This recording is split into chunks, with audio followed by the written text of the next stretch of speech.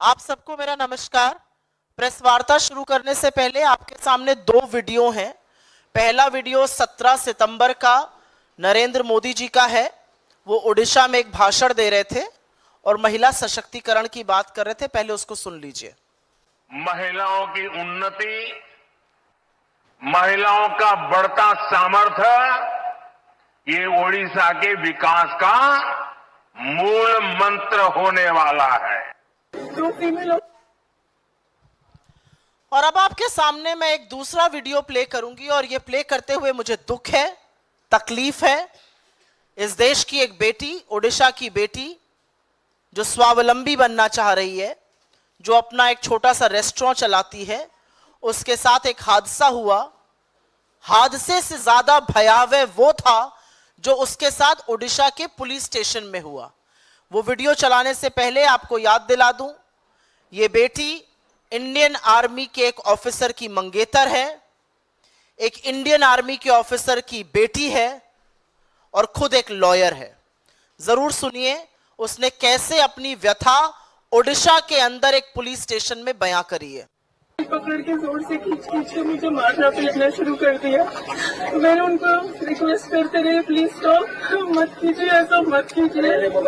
फिर वो police station के कॉरिडोर से मुझे घसीटते हुए ले जा रहे थे और उस टाइम पे मैं जितना जो उनको फाइट दे पाई, जहाँ उनके हाथ दिखे, एंकर्स दिखे, मैं फाइट बैक करने की कोशिश कर रही थी।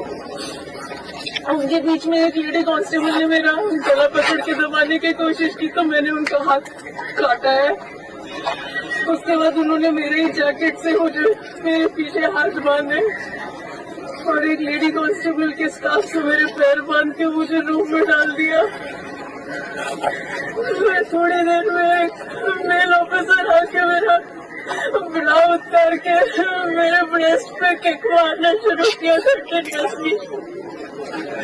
अराउंड 6 o'clock जो स्टेशन के IIC है वो आए और उन्होंने मेरा पैंट लोअर किया, अपना पैंट लोअर किया और अपना पीनस निकाल के मुझे बोला कि कितने बार तुम लेना चाहोगे कि तुम चुप रहोगे, क्योंकि मैं बहुत ज्यादा चिल्ला रही थी हेल्प के लिए, बहुत ज्यादा चिल्ला रही थी हेल्प के लिए।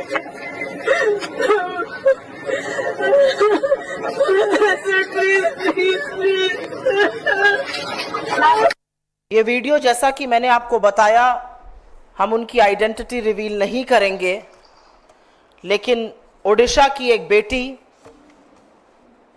अपना रेस्टोरेंट बंद करके रात को निकलती है। कुछ लड़के उसके साथ ईव टीजिंग की बात करते हैं।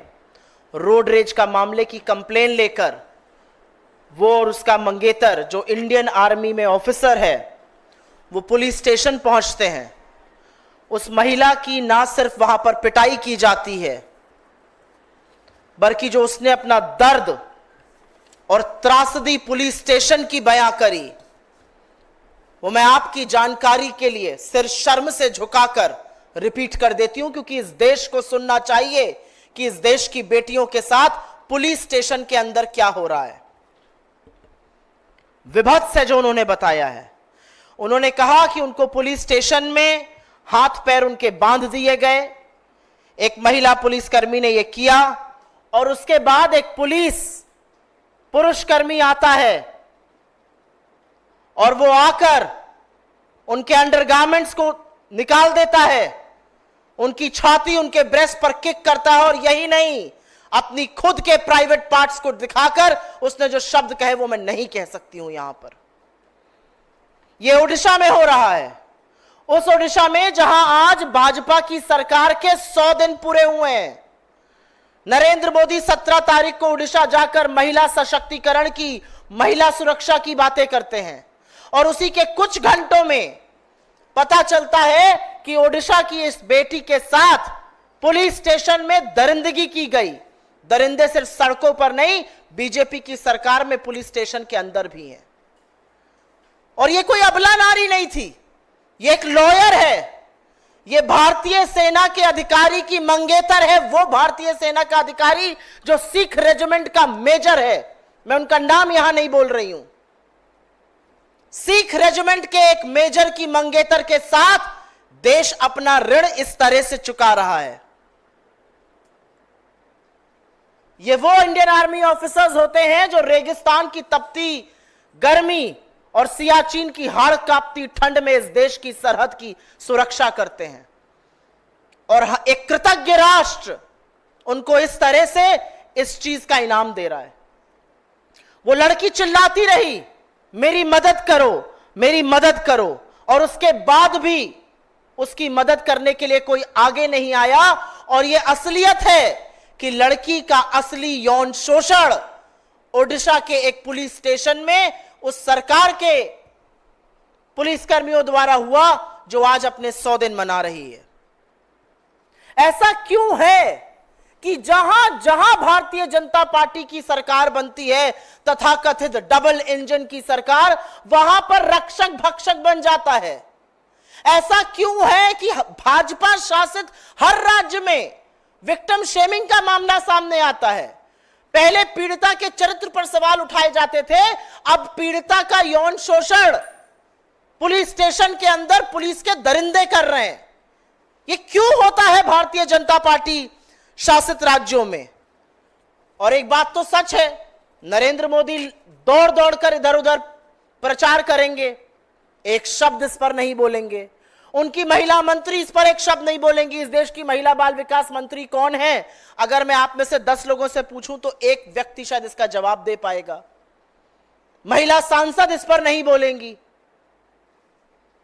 हो क्या रहा है इस देश में? पुलिस को देखकर जिन अपराधियों की हाड़ कांप जानी चाहिए, उनसे बचने के लिए जब एक औरत पुलिस स्टेशन जाती है, वहां शरण, वहां सहारा, वहां मदद मांगती है, उसके साथ यौन शोषण पुलिस कर्मी करता है, तो फिर सुरक्षित कहां है इस देश की आधी आबादी? कौन से सशक्तिकरण की बात होती है, यह जानना आज क्यों नहीं जरूरी है? और क्या आधी आबादी के लिए इस देश में कोई जगह नहीं बची है? और एक बात और सच है, और इस बात को मैं प्रबलता से बोलना चाहती हूं क्योंकि दोनों विषय जो हैं वो मेरे हृदय के बड़े समीप हैं। मणिपुर में 2 महिलाओं को, 2 बेटियों को आदमखोरों की भीड़ में नोचा। उसमें से एक कारगिल योद्धा की पत्नी थी। हफ्ता भर नहीं हुआ, अभी मध्य प्रदेश से मामला सामने आया है। 2 आर्मी ऑफिसर्स, 2 आर्मी के सैनिक और उनकी महिला मित्रों और संबंधियों के साथ वो कहीं घूमने गए थे, वहां पर उनकी पिटाई की गई। एक ये कृतज्ञ राष्ट्र है जो व्यक्ति ये सोचकर सरहद पे जाता है कि या तो मैं वापस आऊंगा या तिरंगे में लिपटा हुआ मेरा शरीर वापस आएगा, उसका हम ये बदला दे रहे हैं। और सब चुप रहेंगे, सुई टपक सन्नाटा रहेगा, इस पर कोई आक्रोश नहीं होगा, इस पर कोई प्रदर्शन नहीं होगा, इस पर कुछ नहीं बोला जाएगा। आपने बंगाल पर आवाज उठाई, सही किया, हमने भी बंगाल में प्रदर्शन किया। अब उठाइए इस पर आवाज, पूछिए कि ऐसा कैसे हो सकता था। पूछिए कि सरकार के बनते ही ऐसा दुष्कर्म पुलिस स्टेशन के अंदर बेटी के साथ कैसे हुआ। आप बदलापुर पर नहीं बोलेंगे, आप बिहार पर नहीं बोलेंगे, आप उत्तराखंड पर नहीं बोलेंगे, आप उत्तर प्रदेश पर नहीं बोलेंगे। आप सिर्फ और सिर्फ गंदी राजनीति महिलाओं के साथ दुष्कर्म होने पर करते हैं। हाथ जोड़कर नरेंद्र मोदी को इस देश की महिलाओं से माफी मांगनी चाहिए। आपके वहां से आए हुए 72 घंटे नहीं हुए हैं और इस देश के सामने इस दरिंदगी का इतना बड़ा वाकया सामने आया है। हमारी इस मंच से मांग है, महिलाओं की सुरक्षा को प्राथमिकता बनाई जाए। हमारी इस मंच से मांग है, नरेंद्र मोदी अपनी चुप्पी तोड़े और महिला बाल विकास आयोग भाजपा का फ्रंटल बनने के बजाय इसका स्वतः संज्ञान ले। यह ह्यूमन राइट्स कमीशन का मामला है, यह मानव अधिकार का मामला है।